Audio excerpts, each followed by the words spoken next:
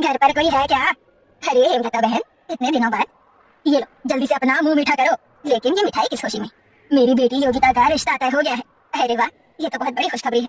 वैसे साधना बहन, तुम अपनी बेटी की शादी कब करवा रही हो? सुना है अब तो उसकी पढ़ाई भी पूरी हो गई है। जिंदगी भर क्या अपनी बेटी को कुंवारा ही रखने का इरादा है क्या? हेमलता की ऐसी बातें सुनकर साधना और महेश को काफी ज्यादा बुरा लगता है। हेमलता के वहां से जाते ही सुनिए जी, हमारी बेटी अब शादी के लायक हो चुकी है। उसकी पढ़ाई भी कब की पूरी हो गई है। अब हमें उसकी शादी के बारे में सोचना होगा, वरना आज तो सिर्फ हमारी पड़ोसन ने हमें ताना मारा है, कल को पूरा मोहल्ला हमें ताना मारेगा। साधना तुम ठीक कह रही हो, लेकिन हमने अपनी इकलौती बेटी की शादी के लिए बस थोड़े ही पैसे जमा किए हैं। इतने पैसों में तो उसकी शादी होने से रही।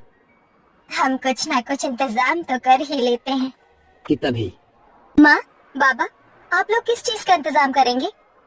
कब तक तू अपने बुरे माँ बाप के साथ रहेगी? माँ, ये आप क्या कह रही हो? मैं अभी शादी करना नहीं चाहती। मैं आपको और बाबा को छोड़कर कहीं नहीं जाऊंगी। अभी तो मुझे जॉब करनी है और आपको और बाबा को खुश रखना है। आपने अपनी जवानी से लेकर बुढ़ापे तक पूरी जिंदगी मुझ पर कुर्बान कर दी। मुझे पढ़ाया लिखाया, काबिल बनाया, और अब आप लोग चाहते हैं कि मैं शादी करके आपको छोड़कर चली जाऊं? लेकिन बेटा, शादी तो तुझे एक ना एक दिन करना ही है ना। हाँ बाबा, लेकिन अभी नहीं। दोनों माता पिता ने बचपन से ही मेहनत करके अपनी इकलौती बेटी को पढ़ाया था, इसलिए अब बेला अपने माँ बाप को सहारा देने के लिए कंपनी में इंटरव्यू देने के लिए चली जाती है। बेला पढ़ाई में काफी अच्छी थी, इसलिए उसे जॉब तो आसानी से मिल जाती है, लेकिन गरीब होने की वजह से कंपनी में हर कोई बेला का मजाक उड़ाता था। अरे रोहित, तुम्हें यहाँ बदबू नहीं आ रही है क्या? मुझे तो यहाँ पर काफी देर से बहुत गंदी बदबू आ रही है। हाँ, लेकिन ये बदबू कहाँ से आ रही है? अच्छा, तो ये बदबू मिस बेला से आ रही है।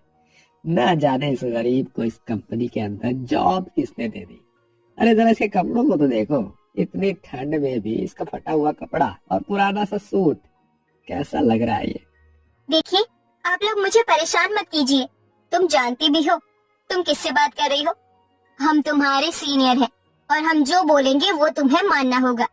तो फिर मैं इस कंपनी का बॉस हूँ, लेकिन तुम लोग तो मेरी सारी बातें मानते ही नहीं हो।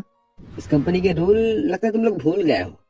अपने जूनियर्स को परेशान करने का मतलब समझते हो तुम? बॉस, आप खुद तो पूरा दिन बातों में लगे रहते हो, कुछ काम तो तुम लोगों को आता नहीं है। जो काम करता है उसे भी डिस्टर्ब करते हो। ये मेरी तरफ से लास्ट वार्निंग दे रहा हूँ तुम लोगों को। अगर आइंदा कभी भी मैंने ऐसा कुछ करते हुए देखा तुम लोगों को, 2 मिनट नहीं लगेंगे तुम लोगों को यहाँ से जॉब से निकालने में। मिहिर की बात सुनकर बेला को काफी ज्यादा अच्छा लगता है। मिहिर हमेशा देखा करता था कि बेला कितनी ज्यादा मेहनत से काम करती है। बेला की मासूमियत और इतनी मेहनत को देखकर धीरे धीरे बेला को पसंद करने लगता है, और कहीं ना कहीं बेला भी मन ही मन मिहिर को पसंद करती है। लेकिन बेला जानती थी कि मिहिर उस कंपनी का बॉस है और वो एक गरीब परिवार से, मिहिर और उसका कोई रिश्ता नहीं हो सकता है। सुनिए जी, अब तो काफी ज्यादा ठंड हो रही है। मेरे तो हाथ बर्फ की तरह जम गए हैं। मेरा भी यही हाल है, लेकिन हमें काम तो करना होगा ना, वरना अपनी बिटिया की शादी कैसे करेंगे। साधना और महेश पैसे कमाने के लिए एक ईंट की भट्टी में काम करते हैं। ठंड का मौसम होता है, चारों तरफ ठंडी ठंडी हवाएं चल रही होती है। साधना और महेश के बदन पर एक भी गर्म कपड़ा नहीं होता है, लेकिन फिर भी अपनी बेटी के लिए दोनों माँ बाप मेहनत करते हैं। देखिए भाई साहब, हमें तो आपकी लड़की जो है ना काफी पसंद है, लेकिन आप तो जानते ही हैं कि हमारा बेटा कितनी बड़ी कंपनी में काम करता है, इसीलिए हम लोग दहेज भी उसी हिसाब से लेंगे। कम से कम 4 लाख रुपया कैश और एक मोटरसाइकिल तो चाहिए ही चाहिए। लेकिन भाई साहब, ये सब तो हमारी हैसियत से बाहर है, हम सब इतना तो नहीं कर पाएंगे। तो भाई साहब, रिश्ता भी आपकी हैसियत से बाहर है। हमारे बेटे के लिए रिश्तों की कितनी लंबी लाइन लगी है तुम्हें पता भी है? फिर भी हम लोग आपके इस गरीब खाने में आपकी बेटी का हाथ मांगने के लिए आए हैं। अरे भाई साहब, आप तो गुस्सा हो गए। आप फिक्र मत कीजिए, मैं शादी तक इन सभी चीजों का इंतजाम कर दूंगा। ये हुई ना बात?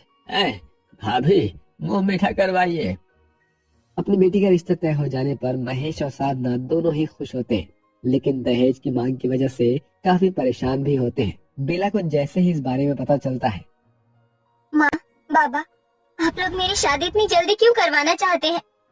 विनीत बहुत बड़ी कंपनी में काम करता है और तुझे वो बहुत खुश रखेगा। हम लोग अब काफी ज्यादा बूढ़े हो चुके हैं, न जाने हमारी आंखें कब बंद हो जाए। इससे पहले हम तेरा घर बसता देखना चाहते हैं।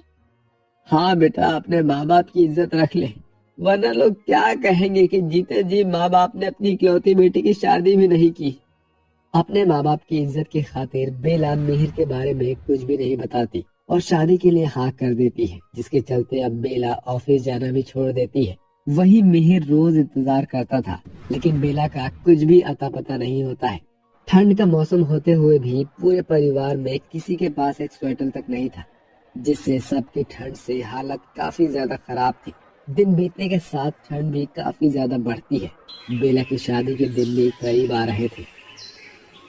बेला, मेरे बच्चे, मुझे माफ कर देना। हमारी इतनी भी हैसियत नहीं है कि हम तेरी हल्दी और मेहंदी की रस्म अच्छे से कर सके।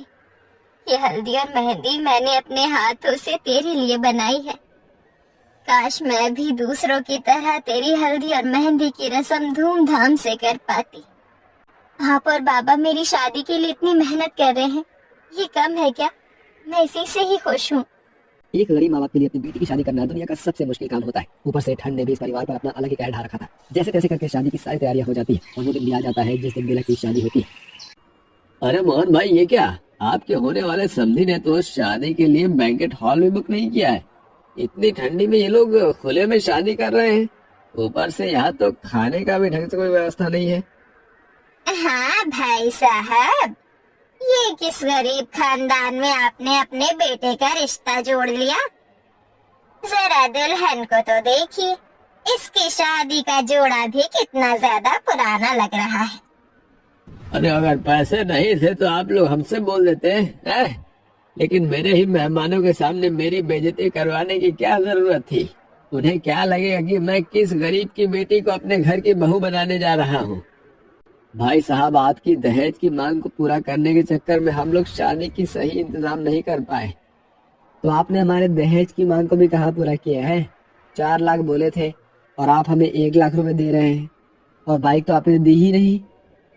विनीत इससे आगे कुछ और बोलता कि तभी वहां पर बेला का बॉस मिहिर आ जाता है।